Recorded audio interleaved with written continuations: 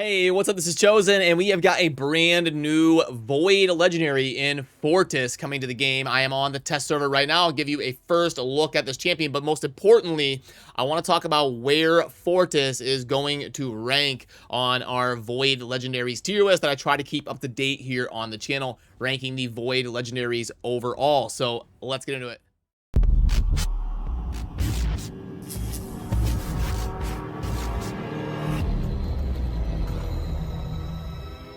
Alrighty, now first of all, quick shout out to those of you that participated over on the community tab here of the channel. A few times a week I like to put up an interesting poll and let you vote on things or discuss things, and I thought why not throw up the new legendary on there. One thing that kind of stinks about making these polls and stuff is I can't have an image and a poll. I can have an image where each vote is an image, like I can say, do you like Sify or Yumiko more, and I can have a picture of Sify and Yumiko, but I can't have like an infographic like this and then let you vote on like a champion grade, unfortunately. So I just have to go by like the comments that those of you put in, and I'll give you the quick synopsis of what people are saying kind of in general in the community. People seem a little bit underwhelmed with him, but think that he can do pretty good damage on waves and like hard Doom Tower or something, and he can also pair pretty well with Masha LED given the right team composition. But mostly I would say people are an underwhelmed sentiment.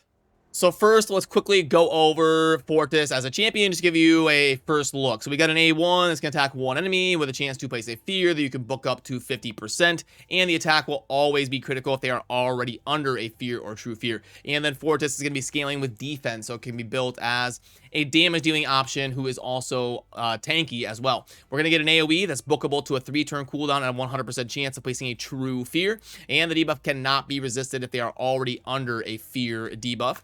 Then we got another AoE that will ignore 30% of each target's defense as long as they are under fear or true fear. And the attack always critical against targets that are under those fear or true fear. So you could get a big nuke here if you build him with no crit rate and just go all in on crit damage. You're also getting a savage set for free. So could be a decent damage dealing option for someone that is also pretty tanky. The damage of the skill is going to increase by 10% every time a fear or true fear is placed on an enemy. So this thing can scale up pretty decent. And the skill has a 40% chance to be unlocked for one turn whenever fear or true fear is placed on an enemy. So the unfortunate thing is this A3 here is one of those barren Sky Piercer type skills where it is a secret ability that needs to be unlocked or discovered by other abilities and other turns that are occurring for the champion. Then there is a really wordy passive. We've got a passive effect that is going to increase the chance of enemy skills failing by 15% when they are under a fear or true fear. And that's why you saw people saying that he would synergize really well with Masha LED, because Masha LED is one of the best fear debuffers in the game, doing it for 2 turns, which is extremely rare in Raid. And then also you're going to get the crit damage and the speed and stuff from Masha LED. Then we get an active effect that's going to prevent this champion's death. Now this is the part that's going to have a 4-turn cooldown.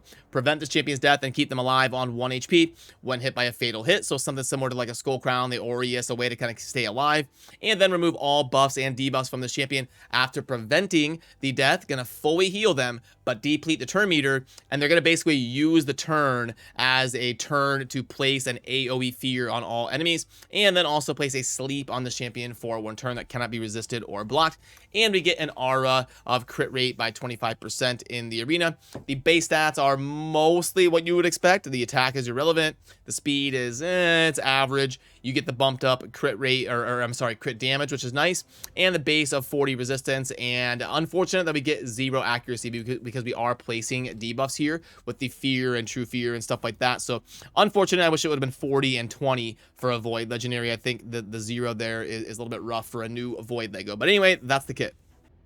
Now, I just want to quickly show you the champion in action before we actually place him on the tier list. I did play around with him for a little bit and kind of see how he feels as a champion, but there's a couple things I just want to show you really quick as we're looking at a new Void Legendary. You have to unlock that A3, remember, by placing a fear or true fear, and it's going to have like a 40% chance to unlock that Sky Piercer-like ability on the A3. So you can see we've placed all these true fears already with Masha LED, pairing him with that team, but we're not getting, we don't have it unlocked. So you had bad RNG there. and all you can do is the A2. That hits decent. I mean, that's pretty good damage. I have him in good Savage gear, so he is he's pretty stacked up and has really good gear on him, and hit pretty decent. It wasn't godly, but for a tanky champion, not that bad. Now this time I did the exact same thing, and I started a run on the dragon. You can see I'm 15 seconds into the run. All I did was completely reset things and redo it, and this time I do have the A3. So you can see that it did unlock down there on the bottom. This skill has a 40% chance to be unlocked for 1 turn whenever a fear or true fear is placed. Now this time we got the good RNG and it unlocked, and the Masha LED proccing those true fears was able to unlock our A3 right here. So we'll see if it hits a little bit harder. Let's put this down to 1 speed, and bang. So it did not hit quite as hard, unfortunately. The A2 seemed like it hit a lot harder and did more damage than the A3, which is a little bit unfortunate because that A3 has some RNG to it. So now we cycle to the next turn, and you can see that we don't even have the A3 showing up there, but it seems like this A2 hit a lot harder. So 80% chance of placing debuff can't. It seems like this one hit so much harder. Let's do it. Yeah, that one definitely hits harder. You can see we're getting like 70s, 80s, and 90s for damage when we're fully set up. And let's try this again. The A3, for some reason, seems like it's worse. In all situations, we got the defense down, the weaken, the defense up.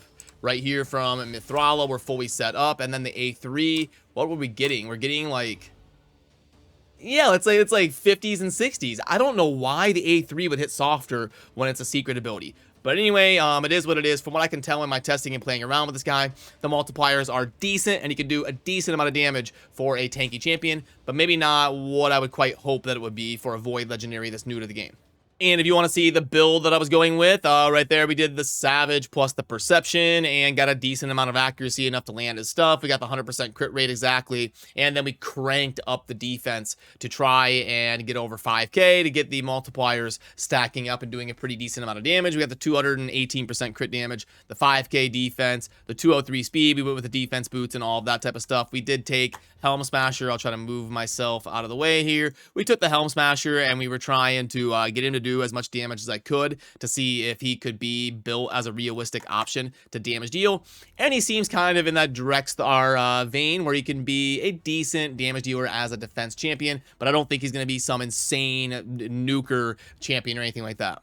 But now the moment of truth. Let's see where Fortus stacks up, and this is very important. This is the Void Legendary board. Void Legendaries are very important champions because they are by far the toughest champions to acquire. So you would like, ideally, for them to pack a big punch. Now, where do I put him here? Oh, I'd probably go like the bottom here. Might be fun to pair with Masha LED and stuff.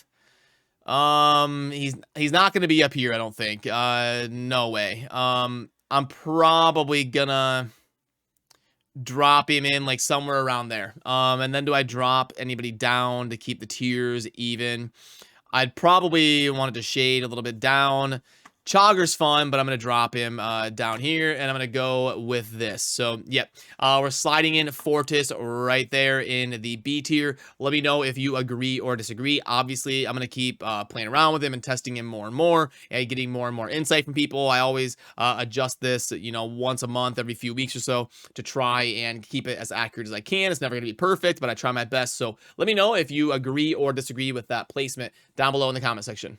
So alrighty, that will do it for what I wanted to get covered in this one. And we've got a new Void Legendary that might be fun to play with Masha LED and build certain fear teams around. Obviously, with Halloween coming up, no surprise that they are adding a fear-themed champion to Raid. I believe they actually announced the fear mechanic exactly 3 years ago with champions like Harvest Jack coming to the game and Madame Saris. It was a really cool Halloween event 3 years ago when they added Madame Saris. She was an extremely powerful champion when she came out. And yeah, as always, remember to subscribe on your way out if you enjoy daily Raid Shadow Legends content where we test things and discuss things and do tier lists and all that good stuff. But otherwise, I will see you soon in the next video. Thanks for watching. Have a good rest of your day.